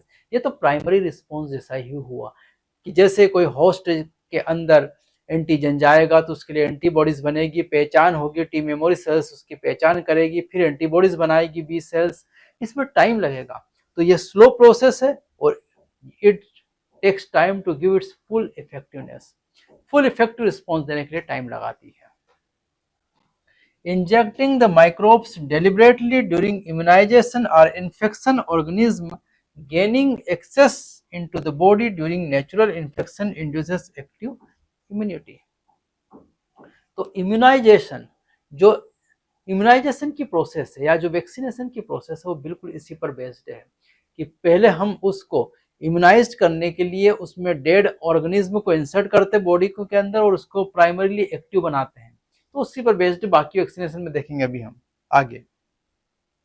Next है passive immunity. When readymade antibodies are directly given to protect the body against foreign agent, it is called passive immunity. यहाँ पर कोई antigen inter नहीं हो रहा body में, जैसे कोई एंटीजन बॉडी में एंटर होता है बॉडी उसके अगेंस्ट एंटीबॉडीज फॉर्म्ड नहीं करती, हम रेडीमेड एंटीबॉडीज उसको दे देते हैं बॉडी के अंदर। तो जब बॉडी क्या नहीं करेगी? एंटीबॉडीज नहीं बनाएगी, रेडीमेड अगर एंटीबॉडीज दी जाएंगी तो वो एंटीबॉडीज तुरंत उस माइक्रोब्स या पैथोजन को क्या कर देगी? डिस्ट्रॉय। तो ये पैसिव इम्यूनिटी है और ये इसका जो रिस्पॉन्स होगा वो फास्ट होगा। इसका रिस्पॉन्स कैसा होगा? फास्ट। एक्टिव इम्यूनिटी का रिस्पॉन्स कैसा होगा? स्लो। इसका रिस्पॉन्स कैसा होगा? फास्ट। क्या क्या एग्जांपल है इसके?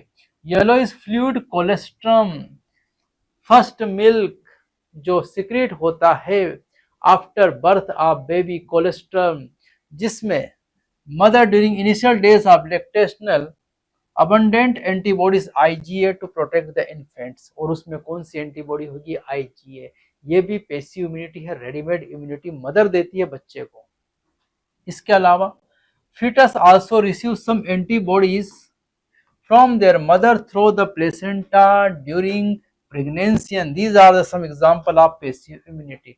और प्लेसेंटा के थ्रू भी फीटस को मदर लगातार क्या देती रहती है? एंटीबॉडीज। वो भी किसका एग्जांपल है? Passive immunity. और एक देसी एग्जांपल में दूं, जो भी हम मेडिसिन ले रहे हैं, जो भी ड्रग्स और मेडिसिन ले रहे हैं, सब वो क्या है? Passive immunity. लेकिन हमारी बॉडी अगर उससे लड़े पैथोजन से तो वो क्या है? Active immunity. और जो भी हम ले रहे हैं सब वो क्या है? Passive immunity. Vaccination and immunization. क्या है वैक्सीनेशन? वैसे तो ये बेस्ड है एक्टिव इम्यूनिटी पर। द प्रिंसिपल ऑफ इम्यूनाइजेशन और vaccination is based on the property of memory. T cells के पास में क्या है? मेमोरी। वो पैथोजेंस को क्या कर लेता है? मेमोरी में स्कैन कर लेता है, फोटो बना लेता है। The immune system in vaccination, preparation of antigenic protein of pathogens are inactivated weakened pathogen are introduced into the body। Vaccination में क्या करते हैं? Preparation of antigenic protein. Antigenic protein prepare करते हैं, पैथोजेंस आर इनएक्टिवेटेड और weekend pathogens. Inactivated pathogen होगा या weekend pathogen होगा, कमजोर होगा, उस पैथोजेंस का हम क्या लेते हैं? एंटीजेनिक प्रोटीन लेते हैं और वो हेल्थी पर्सन्स की बॉडी में इंट्रोड्यूस करा देते हैं। The antibodies produced in the body against these antigens would neutralize the pathogen agent during actual infection। ये एक्चुअल इन्फेक्शन नहीं हुआ है, एक्चुअल इन्फेक्शन से पहले हमने उस पैथोजेंस का एंटीजेनिक प्रोटीन लिया और हेल्थी पर्सन की बॉडी के अंदर इंसर्ट किया। उसकी बॉडी यही बिहेव करेगी कि रियल में आया है पैथोजन, और इसलिए वो उसके अगेंस्ट क्या बनाएगी? एंटीबॉडीज तैयार रखेगी। फिर अगर रियल पैथोजन आएगा तो बॉडी तुरंत उसको क्या कर देगी?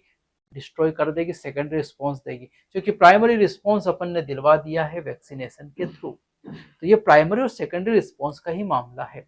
पर प्राइमरी रिस्पॉन्स देकर हम एक्टिव इम्यूनिटी को एक्टिव कर देते हैं वैक्सीनेशन में, ताकि वो सेकेंडरी इम्यून रिस्पॉन्स इजीली दे सके। In vaccines also generate memory B and T cells that recognize the pathogens quickly on subsequent exposure and overwhelms the invaders with the massive production of antibodies। और ये सारा खेल T और B sales का है। T cells पहचान करती है उसको दोबारा आने वाले की, क्योंकि उसके पास मेमोरी है, और तुरंत क्या बना देती है, एंटीबॉडीज बहुत सारी, ताकि उसको घेर कर मार दिया जाए।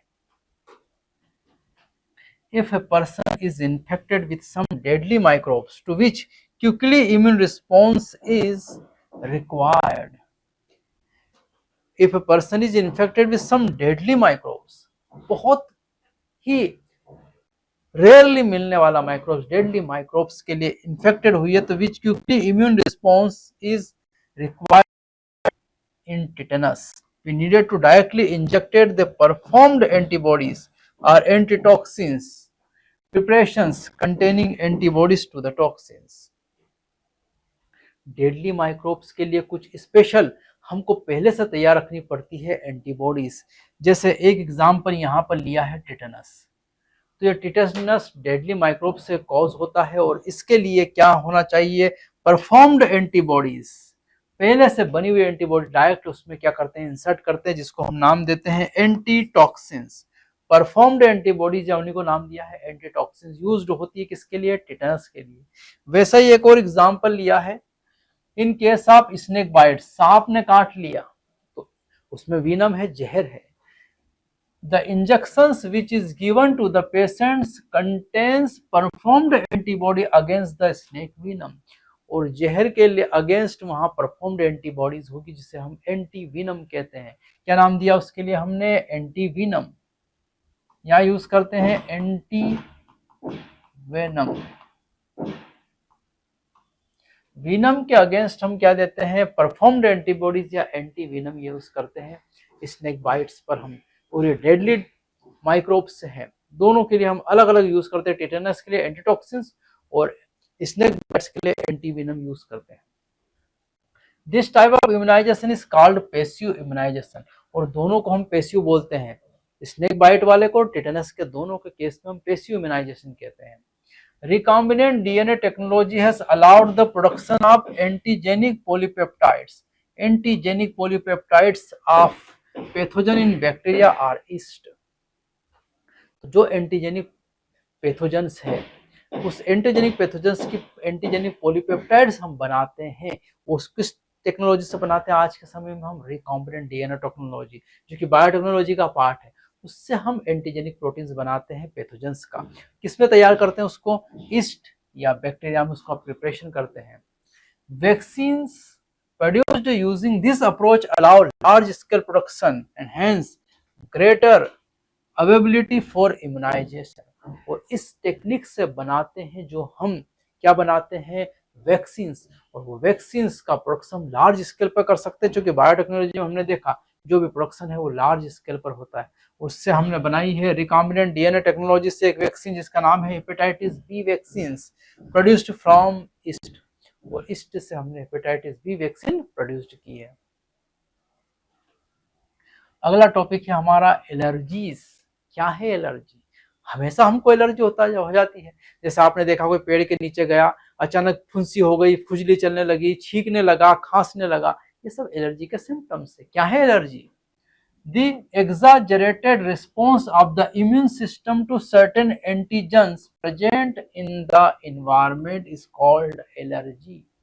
तो यहाँ पर सीधा सीधा एलर्जी का सेंस क्या है, तो ये एलर्जी जो है वो एंटीजेंस जो हमारे एनवायरनमेंट में प्रेजेंट है, उन एंटीजेंस के अगेंस्ट हमारी बॉडी क्या कर रही है, एग्जागरेटेड रिस्पॉन्स कर रही है।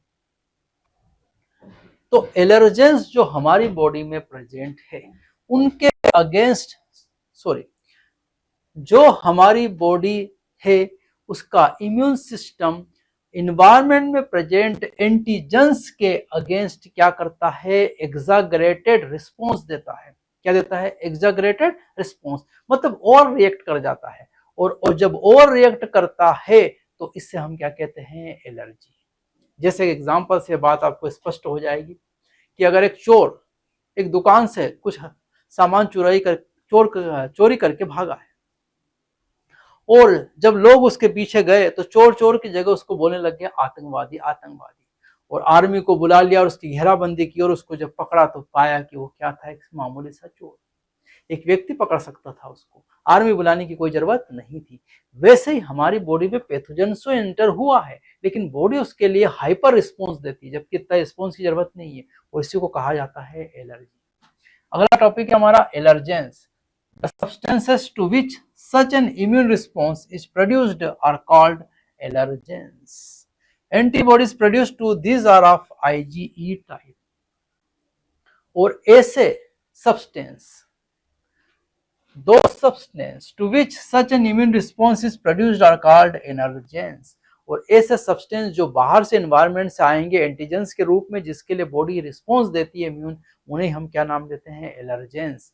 और इस एलर्जी के टाइम पर एंटीबॉडीज प्रोड्यूस होती है जिसका नाम है आईजीई। ये स्पेशल एलर्जी के लिए आईजीई, आईजीए कोलेस्ट्रॉल मिल्क और आईजीई एलर्जीज।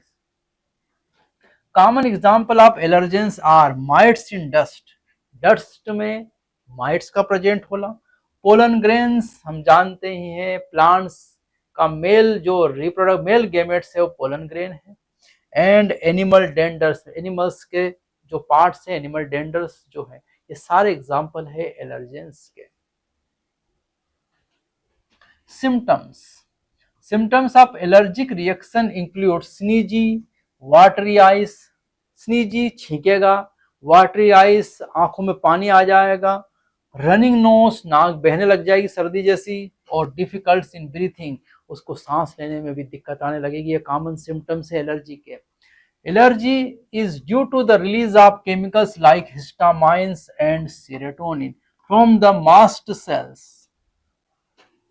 ये जो मास्ट सेल्स है टिश्यूज में प्रेजेंट होती है, और ये मास्ट सेल्स क्या सिक्रेट करती है, हिस्टामाइन एंड सेरोटोनिन, और ये दोनों केमिकल ही एलर्जी को कॉज करते हैं। For determining the cause of allergy, allergy का कॉज डिटरमाइन करने के लिए the patient is expose to or injected with very small doses of possible allergens and the reactions studied. अब एलर्जी कौन सी कही हुई है, किस एलर्जेंस के कारण हुई है, इसलिए एलर्जेंस का थोड़ा थोड़ा डोज देकर उसकी रिएक्शंस को स्टडी करते हैं, तभी पता चलेगा कि उसको क्या कौन सी एलर्जी है, नहीं तो पता करना संभव नहीं है। एलर्जेंस बहुत टाइप्स के हैं आज।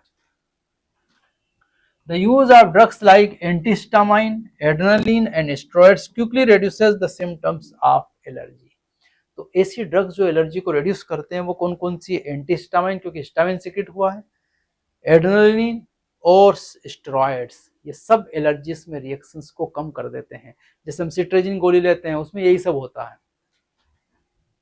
Somehow modern day lifestyle has resulted in lowering the immunity and more sensitivity to allergens, lowering of immunity and more sensitivity to allergens।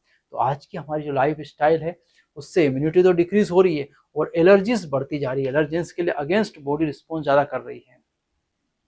More and more children in metro cities of India suffer from allergies and asthma due to sensitivity of the environment।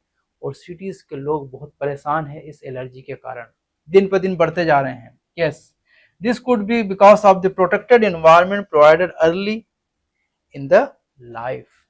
अब हम चलते हैं auto immunity. ये क्या है autoimmune disorders?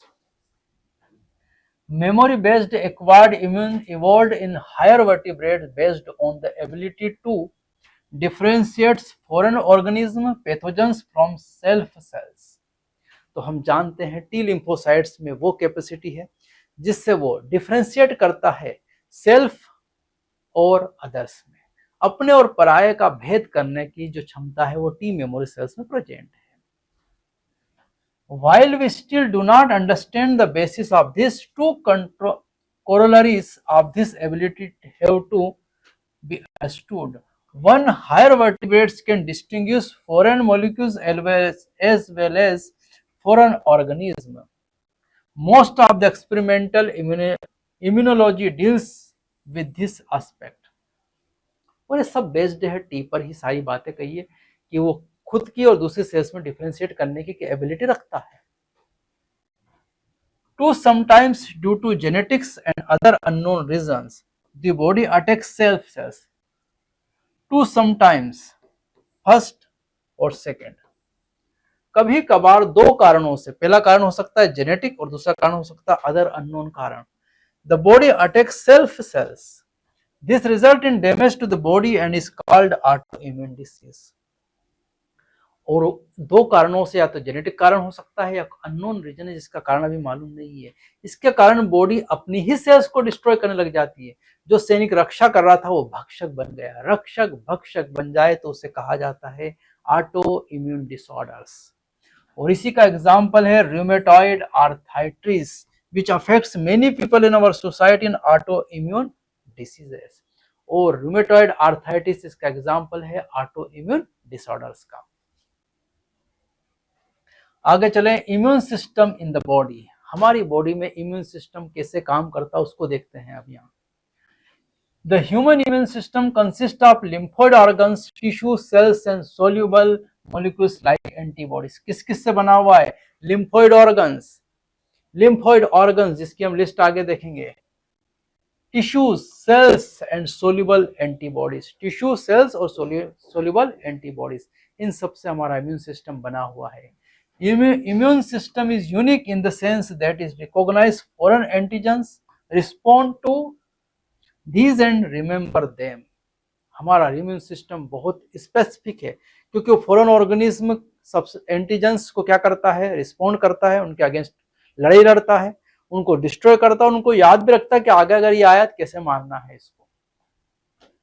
The immune system also plays important role in allergic reactions. Allergic reactions में भी immune system role play करता है.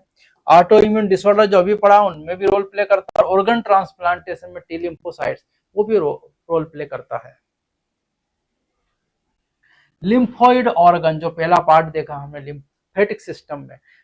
These organs where origin and maturation and proliferation of lymphocytes occur. हम जानते हैं WBC में lymphocyte B और T lymphocytes जो हैं उनका ओरिजिन पैदा होना, उनका मैचुरेशन होना और उनका प्लोरिफरेशन फैल जाना, ये सब कहाँ होता है? Lymphoid organ. और यहाँ पर हमारे पास थाइमस ग्लैंड, लिम्फ नोड जगह जगह ये पॉइंट बने हुए हैं, और लिम्फ वेसल्स ये वाली जो दिखाई दे रही है ये सब क्या है? Lymph vessels. और डायग्राम किसका है? लिम्फोइड ऑर्गन्स का. These are of two types lymphoid organ, primary lymphoid organ and secondary lymphoid organ. Primary मतलब जहां मेन फंक्शन होगा. Primary lymphoid organs are bone marrow first and thymus second. Bone marrow जो हमारी bones के अंदर है, और थाइमस ग्लैंड जो यहाँ पर स्टर्नम के पीछे है उसी को थाइमस ग्लैंड कहा. where immature lymphocytes differentiate into antigen sensitive lymphocytes. Army तैयार करनी है तो व्यक्ति सामान्य है, उसका पहले सिलेक्शन करना है, फिर उसको ट्रेनिंग देनी है और फिर उसको जंग पर भेजना है. तो उसका पैदा होना, उसकी ट्रेनिंग करवाना और फिर उसको जंग पर भेजने का काम कौन करते हैं? Primary lymphoid organ. After maturation the lymphocytes migrate to secondary lymphoid organs. और जब वो तैयार हो जाते हैं तो उनको जंग पे लड़ने के लिए सेकेंडरी लिम्फोइड ऑर्गन वो जंग का मैदान है जहां भेजा जाता है. कौन कौन है? Spleen, lymph nodes, tonsils, pair patches, small intestine and appendix, ये सभी के सभी सेकेंडरी लिम्फोइड ऑर्गन्स में इनको भेजा जाता है. The bone marrow is the main lymphoid organ where all blood cells including lymphocytes are produced. जितनी भी ब्लड सेल्स है वो सारी कहाँ प्रोड्यूस हो रही है? कहाँ प्रोड्यूस हो रही है blood cells? Primary lymphoid organ कौन सा है? बोन मेरो में. तो बोन मेरो में सारी blood cells RBC, WBC, platelets और लिम्फोसाइट्स प्रोड्यूस हो रही है. Thymus is the bilobed organ located near the heart, जो कि हमारे स्टर्नम के पीछे ही हार्ट है और उसके पास ही लोकेटेड है, बीनीथ द ब्रेस्ट बोन. और ये ब्रेस्ट बोन्स के बीचों बीच है यहाँ पर. Thymus is quite large at the time of birth but keeps reducing in size with the age, and by the time puberty it attains it reduces very small size.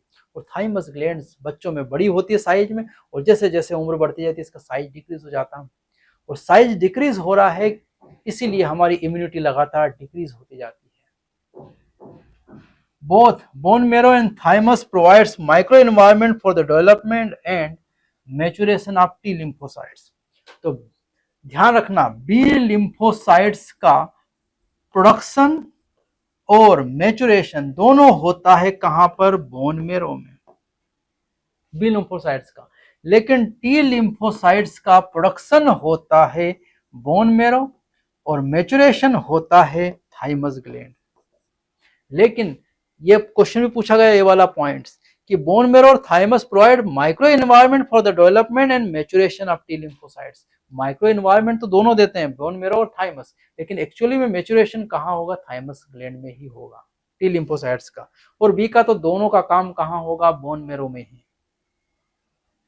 Secondary lymphoid organ, secondary lymphoid organs like spleen, lymph nodes, tonsil, pear patches of small intestine and appendix. एक एक करके सबको देख लेते हैं हम यहाँ पर. Secondary lymphoid organs provide the sites for interaction of lymphocytes with the antigens. Antigens के लिए युद्ध का मैदान है जहां आतंकवादी एंटीजेंस और लिम्फोसाइट्स सैनिक के बीच में भिड़ंत होती है. Which proliferate to become effector cells. और यही वो इफेक्टर सेल्स हैं जो आर्मी को लड़ने के लिए तैयार करती है. The location of various lymphoid organs in the human body, और उसको हमने अभी डायग्राम देखा है. Spleen is the large bean shaped organ, और ये बीन शेप्ड ऑर्गन है लार्ज साइज्ड का, जिसको क्या बोला है? स्प्लीन, जो कि सेकेंडरी लिम्फोइड ऑर्गन है. It mainly contains lymphocytes and phagocytes. इसके पास लिम्फोसाइट्स होंगे और फेगोसाइट्स मेन होंगे जो लड़ने के लिए सैनिक है यहाँ पर. It act as a filter of the blood and trapping blood borne microorganism. Spleen also has a large reservoir of erythrocytes, मतलब आरबीसी का रिजर्वायर भी है और आरबीसी को फिल्टर भी करता है, इसलिए इसको गेवियार्ड्स ऑफ आरबीसी, आरबीसी का कब्रिस्तान भी स्प्लीन को कहा गया है.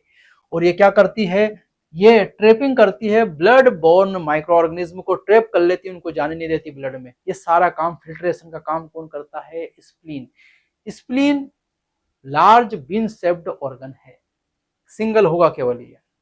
Lymph nodes are small solid structure, छोटे और स्मॉल और सॉलिड स्ट्रक्चर है जो लिम्फेटिक वेसल्स पे लगे, अभी डायग्राम में हमने देखा था.